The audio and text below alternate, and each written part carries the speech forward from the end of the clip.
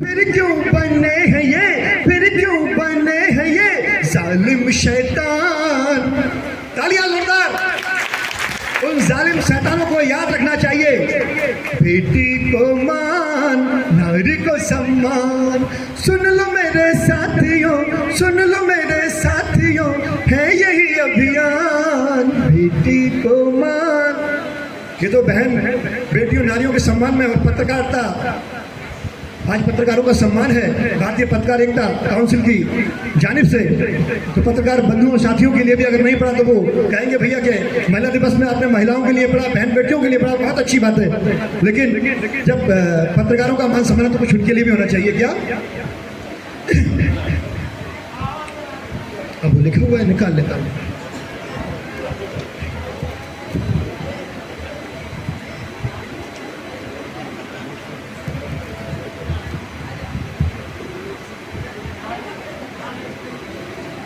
हकीकत में सुनो सच्चा वही संवाददाता है।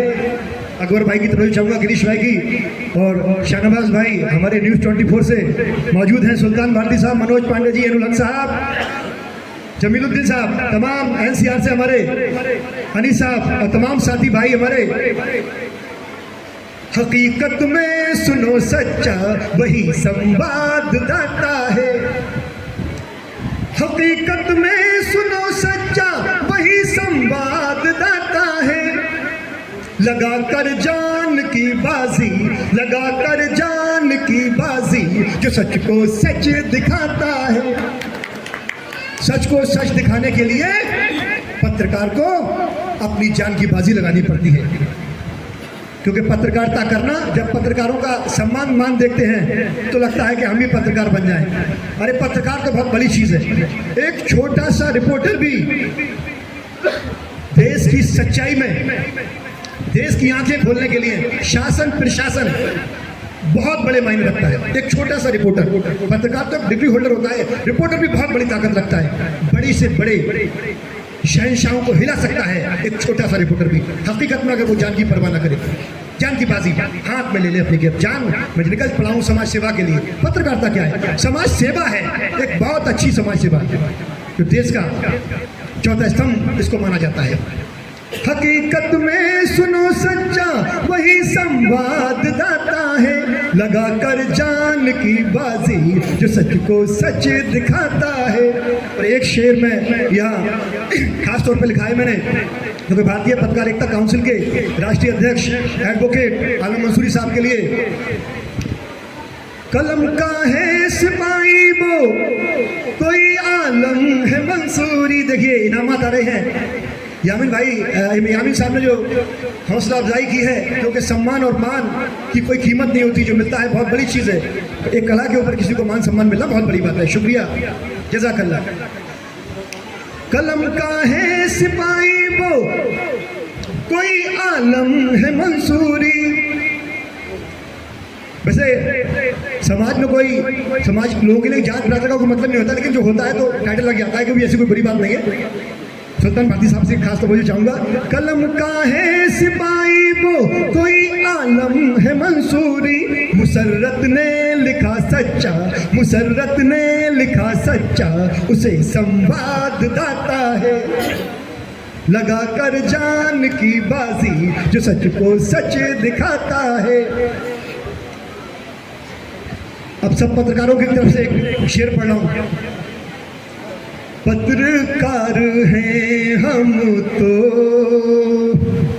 ना किसी से डरते हैं।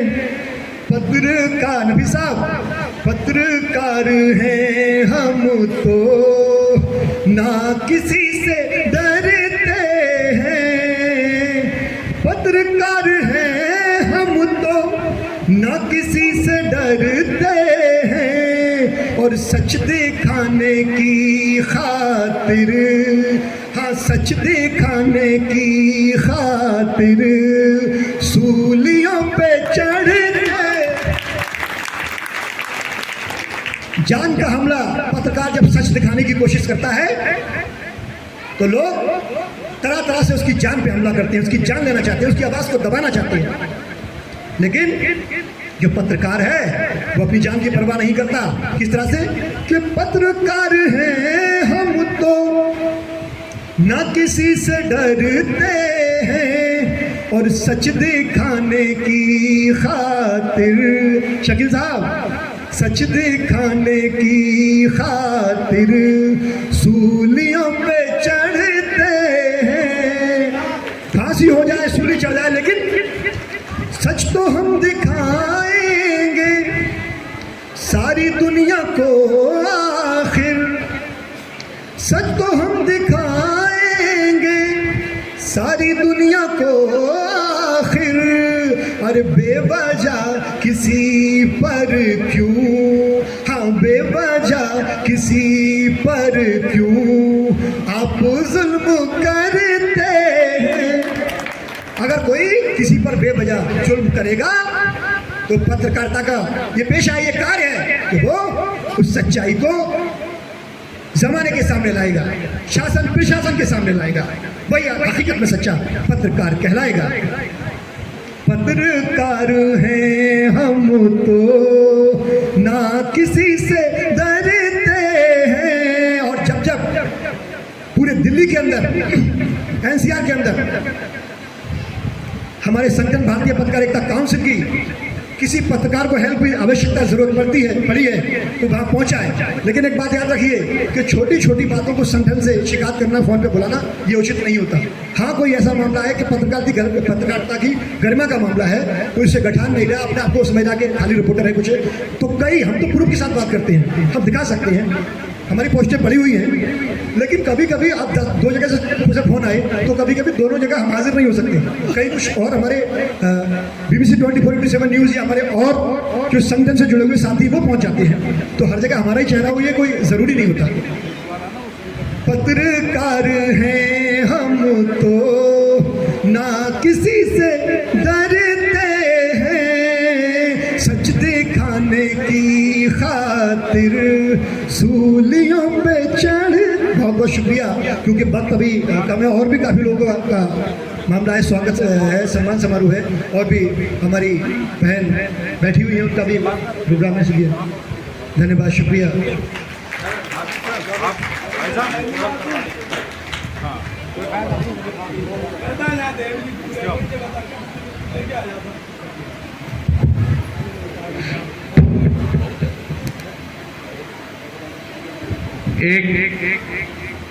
चूँकि बहुत सुबह से प्रोग्राम चल रहे हैं, एक प्रोग्राम जो कल नहीं हो पाए थे कुछ उसमें, जो कि आज बच्चियों ने किया है। एक तो कुछ जो मदरसे की बच्चियां रह गई थी,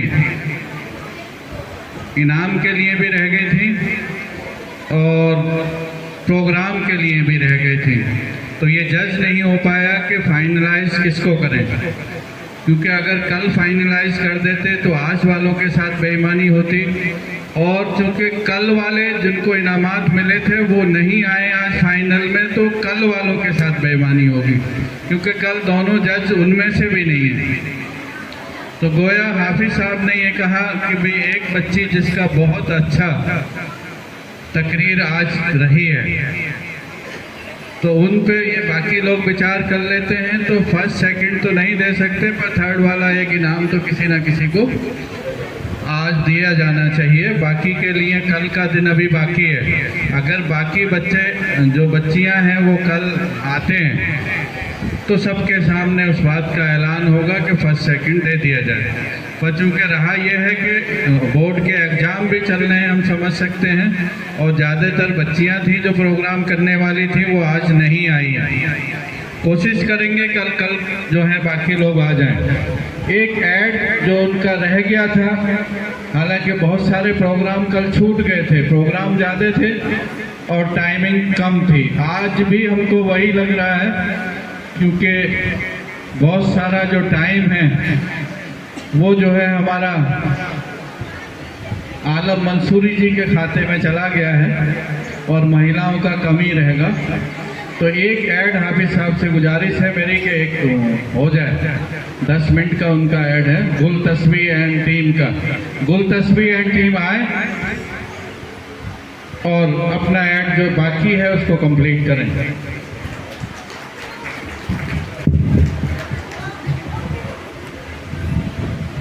hello hello hello hello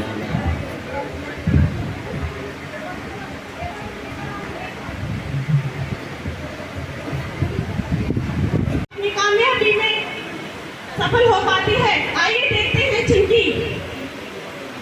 mummy शाम के 5 बज रहे हैं और पापा ड्राइंग रूम में बैठकर अखबार पढ़ रहे हैं और मम्मी टेंशन में इधर से उधर घूम रही है।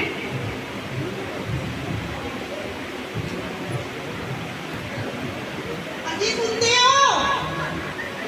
अजी सुनते हो कि सारा दिन अखबार ही पढ़ते रहोगे? शाम को की लड़की गई है, शाम के 5 बज चुके हैं, अभी तक उसका कोई ऐसा पता नहीं है।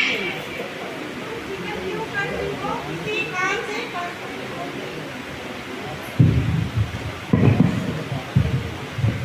तुम फिक्र क्यों करती हो? किसी काम से फंसी होगी, आती ही होगी। अरे सारा दिन तुम्हारा तो यही ड्रामा रहता है, कभी डांटते नहीं हो उसको, सिर पर चढ़ा रखा है तुमने। मम्मी मम्मी बताइए आज क्या हुआ पुलिस में? आगे तू आजा, सुबह से काम नहीं तू अभी तक, सुबह से शाम के 5 बज चुके हैं, कोई टाइम का आता पता है कि नहीं? मुझे बताओ बेटा क्या हुआ? पापा बाहर से लोग आए थे आईएएस की तैयारी करवाने के लिए। ओहो बेटा ये प्रोग्राम तो बहुत अच्छा है, आप दिल लगा के पढ़ाई करो और मैं आपके साथ हूँ। ये पढ़ाई वढ़ाई इसके लिए नहीं है, सारा पैसा बोलू के लिए बचा के रखना है, उसको बड़ा अफसर बनाना है। ये तो पढ़ाई घर का रहना है, इसको ससुराल जाना है, चूल्हा चौका करना है। जा तू अपना काम कर, घर का खाना बना। अरे वही लड़की है तो क्या है, उसका भी हक बनता है। नहीं मुझे कुछ नहीं पता है, मुझे मेरा गोलू उससे प्यार है, उसके लिए ही वो भी कुछ है, धन दौलत उसके लिए, तो मैं बुढ़ापे का सहारा बनेगा। करते रहो जो करना। क्या आपने ध्यान दिया कि बेटे और बेटी की परवरिश के दौरान कितना फर्क किया जाता है? ऐसे ही चिंकी बैठकर अपना काम करने लगती है और माँ और बेटा बैठकर टीवी देखने लगते हैं। माँ मैं आ गया। अरे मेरा लाल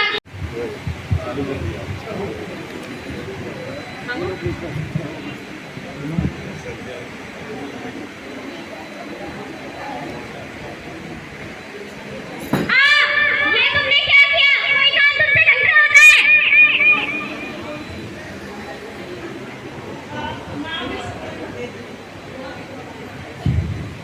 ये क्या किया तुमने? कुछ काम आ गया है तुझे? सारा चल पोछे लेके, झाड़ू पोछे लेके लगा, और कोनी को लिए दूसरा खाना निकाल के ला। माँ मुझे और खीर खानी है, खीर अच्छी थी। अच्छा बेटा तुझे और खीर खानी है बेटा? अरे चिंकी, एक कटोरी खीर लेके अपने भाई के लिए।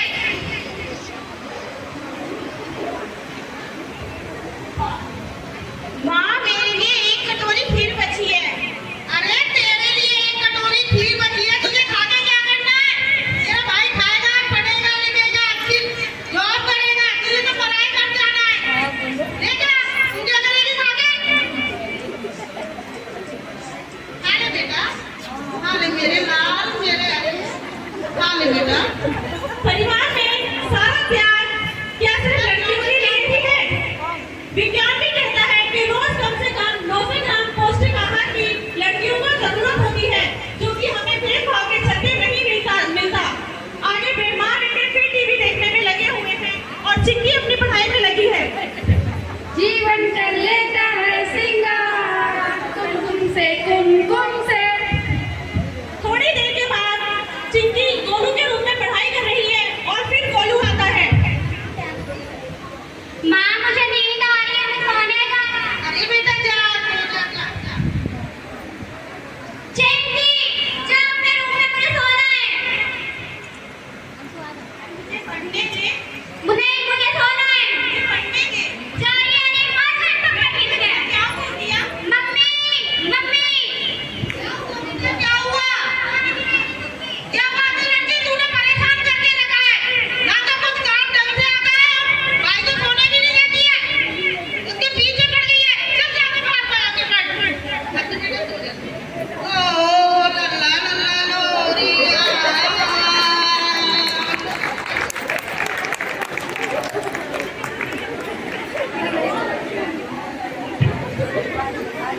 कितनी ही देर में चिंकी अपनी पढ़ाई करती है और फिर पिताजी आते हैं और बोलते हैं चिंकी बेटा क्या करते हो बेटा? पापा मैं पढ़ाई कर रही हूँ। पढ़ाई कर रही हो बेटा? मेहनत पढ़ाई पे ध्यान दो। जी पापा मैं आपके लिए ना फीस लाया हूँ अपनी कॉलेज में देना। लेकिन अपनी मम्मी को और भैया को बिल्कुल नहीं बताना। जी मम्मी जी पापा।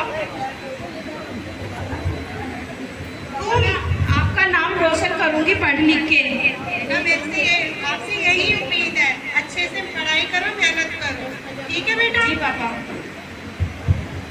बस एक छोटा सा सहारा भी हमारे लिए काफी होता है हमारा हौसला बढ़ाने के लिए। अक्सर हम लड़के बस मैं तो बढ़िया हूँ। और तुम सुनाओ, तुम कैसी हो? अच्छा अच्छा, बड़ी खुशी की बात है। अच्छा अच्छा जी हाँ। बस तो बेटा पता है ये तुम्हारे लिए शादी का रिश्ता लेके आई है। लड़का खूब पैसे वाला है, नौकरी है सरकारी, सब कुछ है, बस 40 साल उम्र। मम्मी मुझे शादी नहीं करनी क्योंकि मेरी शादी हो चुकी है मेरी किताबों से। लड़की संभालो, अपनी कितनी बिगड़ रही है ये। अरे भैया इतना तो मेरी नाक कटा के रखती, ना तो कोई पड़ोसी देखे ना कुछ देखे, सबके सामने फटाफट जीप चलाती रहेगी।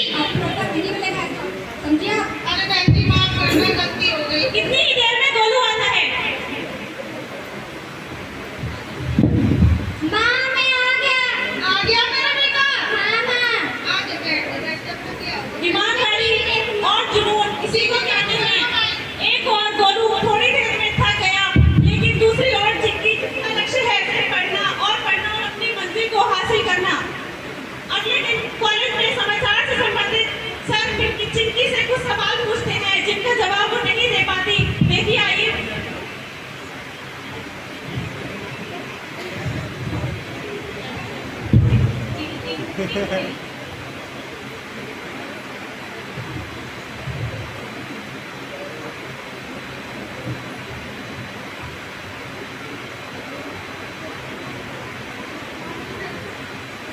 बच्चों कल मैंने तुम्हें एक काम दिया था जिसमें आपको ब्रेकिंग न्यूज पे कुछ नोट्स बना के लाने थे। कौन कौन नोट्स बना के लाए? चिंकी तुम क्यों नहीं नोट्स बना के लाए? मैं कुछ पूछ रहा हूँ आपसे, आपको कुछ काम दिया गया था, नोट्स कहाँ हैं आपके? इस बार मैं आपको माफ कर दे रहा हूँ, पर अगली बार से अगर कोई काम मिले तो उसे समय पे करके लाना, ठीक है? जाइए। चिंकी जब घर आती है तो उसकी माँ की और उनकी दोस्त की बातें उसके दिमाग में चल रही होती है, लेकिन फिर भी उन बातों को झटक कर वो अपनी पढ़ाई की तैयारी करती है। ऐसे ही देखते ही देखते एक साल गुजर जाता है और फिर परीक्षा का दिन आता है। तो दोनों में क्या होता है, गोलू और चिंकी परीक्षा में जाने की तैयारी कर रहे हैं और मम्मी चिल्लाती है, चिंकी गोलू भैया के लिए पेपर देने जा रहा है, पूजा की थाली और भाई सब कर लिया। जी मम्मी ला रही हूँ। अरे तुम तो अखबार कोने में पढ़ते रहोगे, इधर भी आओगे क्या? क्या हुआ भाग्यवान? अरे क्या हुआ, बुढ़ापे के साथ साथ कान भी बहरे हो गए क्या? बैठ जाओ, इधर आओ, मेरा बेटा पेपर देने जा रहा है। आशीर्वाद दो, तरक्की करे, कलेक्टर बने, जज बने। ला जाने कहाँ पढ़ती रहती है।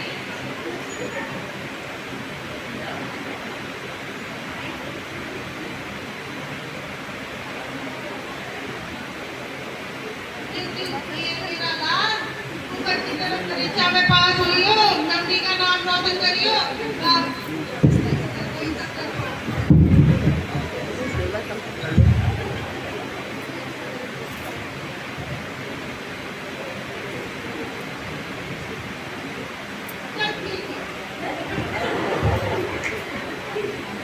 बेटा मेहनत करना, पढ़ाई से पीछे मत हटना, ठीक है बेटा? मैं तुम्हारे साथ हूँ। अब आशीर्वाद देने की भी दो रंग आपने देख लिए, क्या है आपके सामने ये भी परीक्षा हॉल में दोनों जाते हैं और परीक्षा देते हैं। ऐसे ही दिन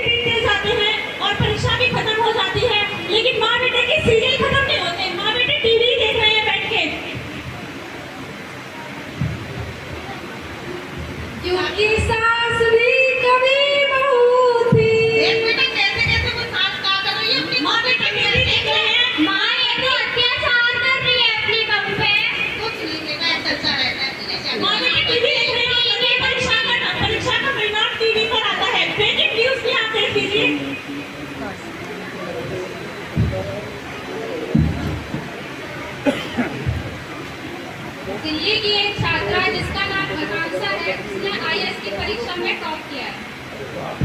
माँ ये आकांक्षा कौन है? अरे बेटा जी आकांक्षा बताना है कौन है, वो तो मालूम है बेटा जी। रानी माँ, अरे भाई ये आकांक्षा हमारी चिंकी है। क्या? हाँ, उसने वो पाई है, कलेक्टर बन गई। सच में पापा? हाँ बेटा, हाँ बेटा, अब ये काम तुम्हारे नहीं है। आप कलेक्टर बन गई हो।